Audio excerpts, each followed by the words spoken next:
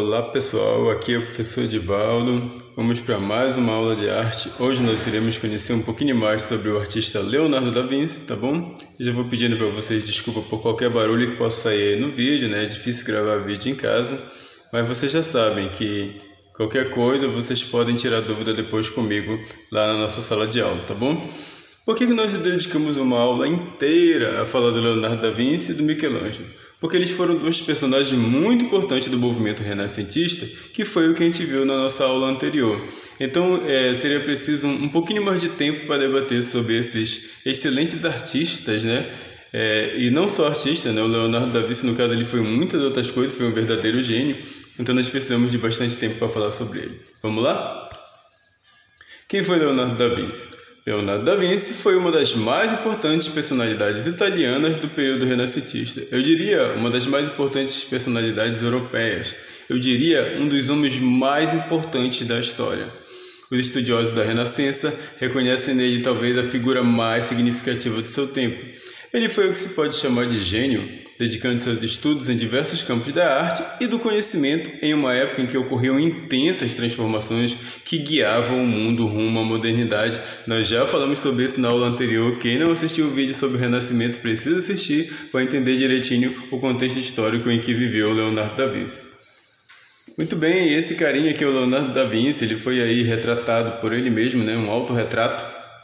Era essa aparência que ele tinha mais ou menos ali por volta dos seus 35 ou 40 anos. Aqui algumas informações básicas, né, sobre o nascimento dele. O Leonardo di Serpiero era o nome original dele, né? Esse da Vinci veio, gente, porque ele nasceu em 15 de abril de 1452 numa vila chamada Vinci, a Vila de Vinci, né, na Toscana, Itália. Era muito comum naquela época a pessoa adotar o nome da sua cidade, viu, gente? Ele morreu aos 67 anos, já abatido e com a mão direita paralisada. Morreu em 2 de maio de 1519. Antes de morrer, Da Vinci, que era canhoto, deixou vários manuscritos que mais tarde seriam reunidos em um livro chamado Tratado sobre a Pintura. Mas ele era muito além de pintor, gente. Como eu falei na aula passada, e agora eu vou explanar um pouco mais, ele foi pintor, escultor, arquiteto, engenheiro, matemático, fisiólogo, químico, botânico, tá? A gente tem uma palavra aqui junto, que é químico botânico, porque ele fez estudos nas duas áreas: geólogo, cartógrafo, físico, mecânico, inventor, anatomista, escritor, poeta, músico e sabe-se lá mais o que, porque não há muitos registros, né, sobre a vida dele. Ele provavelmente explorou outras áreas, sim. É interessante que tudo está ligado à arte, né? E é por isso que nós estamos estudando isso aqui. Nós vamos ver, por exemplo, quando ele faz um projeto relacionado à matemática, quando ele faz um projeto relacionado ao seu lado inventor, quando ele vai trabalhar com a parte de botânica, quando ele vai trabalhar com a parte de engenharia, ele sempre está usando, por exemplo, os seus aprendizados em desenho. E às vezes também acontece o inverso, né? Quando ele estuda, por exemplo, a anatomia, o corpo humano, isso vai fazer dele o melhor desenhista e o melhor pintor do corpo humano, tá? Vamos em frente. Há muitos mistérios na vida de Leonardo da Vinci e um dos mais debatidos é a razão dele de escrever da direita para a esquerda, que é o inverso da escrita normal, né, gente? De modo que só com um espelho os seus manuscritos podem ser decifrados, olha só. Outra curiosidade era que ele marcava as suas pinturas com uma impressão digital. Ele era um artista cientista, né? E é isso que a gente vai explorar aqui.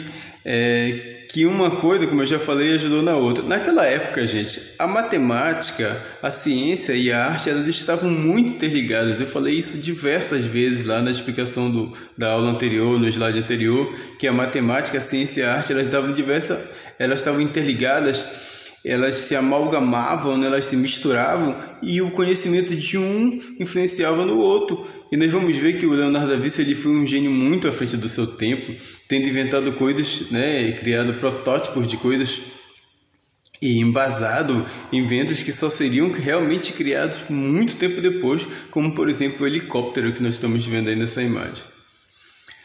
Ele ficou principalmente conhecido pela sua pintura, né? Nós sabemos de fato que ele é um grande pintor, um pintor assim que criou inclusive elementos que foram importantes, que foi a técnica do esfumato, que era uma técnica assim, de sombreamento onde ele ia diferenciando a figura do cenário, né?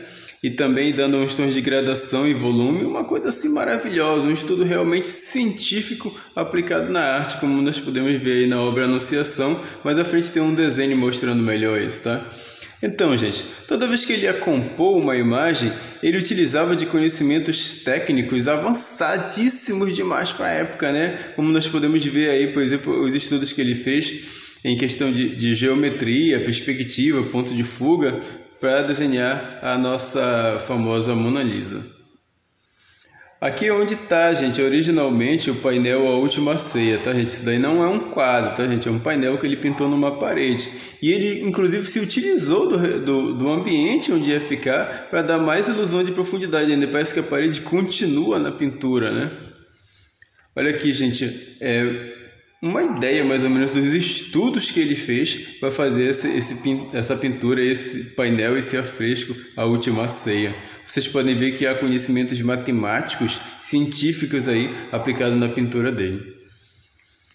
Ele também não se contentava com uma coisa feita, vamos dizer assim, mais ou menos, né? Então ele fazia vários estudos até definir qual seria o que seria utilizado na pintura final. Então ele demorava muito para entregar as obras dele, né? Isso é uma coisa que diz muito nas biografias dele, por conta dele ser muito perfeccionista. Ele ficava mudando, alterando as coisas o tempo todo. Esses daí são alguns estudos dele para a pintura da Última Ceia. Ele fez muitas mudanças, não ficou assim como está aí no desenho.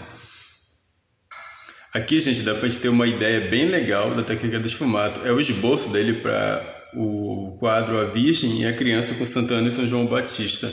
Ele mudou muito, né, o resultado final. Mas aqui vocês podem ter uma ideia de como era essa técnica do esfumato que eu tô falando, gente. Com esse sombreamento e essa gradação no contorno que diferenciava, né, a figura, os personagens do fundo. É um estudo super avançado para a época. A gente vai fazer um pouquinho de trabalho técnico de desenho e vai estudar um pouquinho o esfumato, tá bom? Vamos em frente. Ele foi também arquiteto, foi escultor, foi engenheiro, então muitas das coisas que ele chegou a criar não foram executadas na época, foram executadas depois, até porque não havia tecnologia, né, para criar alguma das coisas que ele tinha projetado.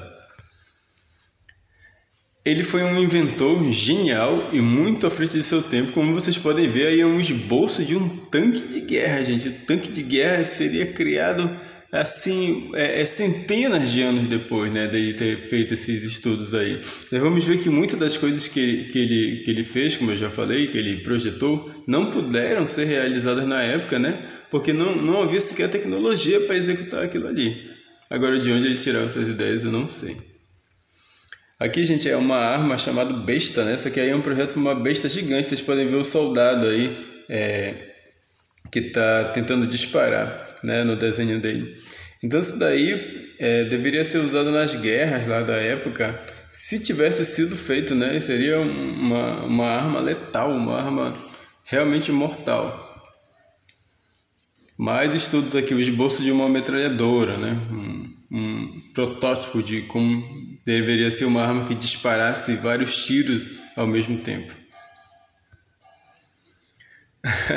Por incrível que pareça, né, gente, um esboço de um paraquedas. Olha só, o paraquedas vai surgir centenas de anos depois. Vocês devem ter mais ou menos uma ideia disso, né?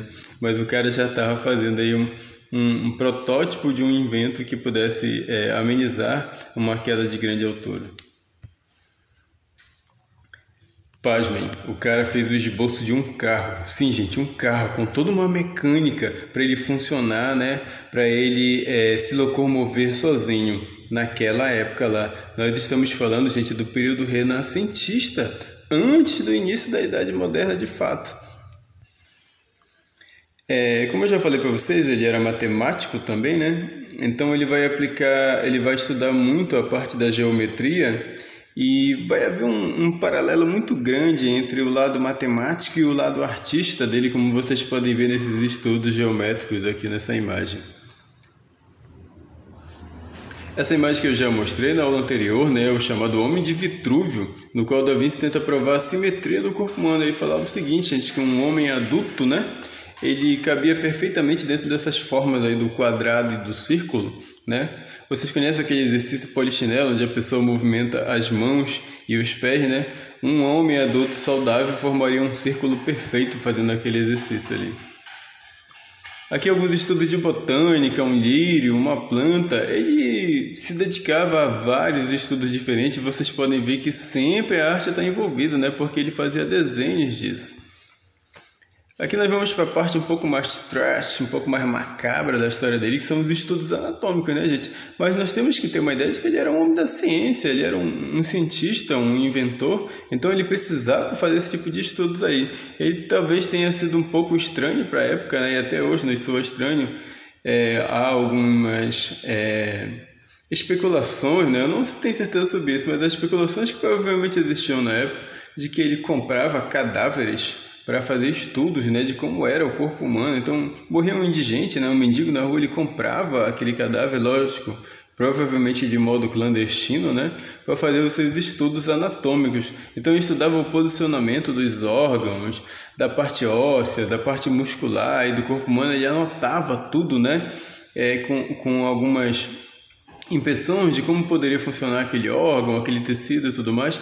E em muitas coisas ele estava certo, viu, gente? Então, a ciência avançou muito nessa época, graças a pessoas curiosas aí como Leonardo da Vinci. Vocês podem ver o estudo aí dele da parte óssea. Uma vez eu vi um cardiologista falando, um cardiologista famoso falando na TV, que o Leonardo da Vinci já estava certo naquele tempo com alguns estudos do coração humano que ele fez. Tá certo, gente? Era isso. O trabalho de vocês vai ser muito legal, eu tenho certeza que vocês vão gostar, vocês vão conhecer profundamente o Leonardo da Vinci e não vão ter praticamente nenhum desgaste, né, com isso. Vocês vão gostar bastante mesmo. Eu vou agora parar o vídeo aqui, porque nós precisamos assistir um videozinho sobre o Michelangelo.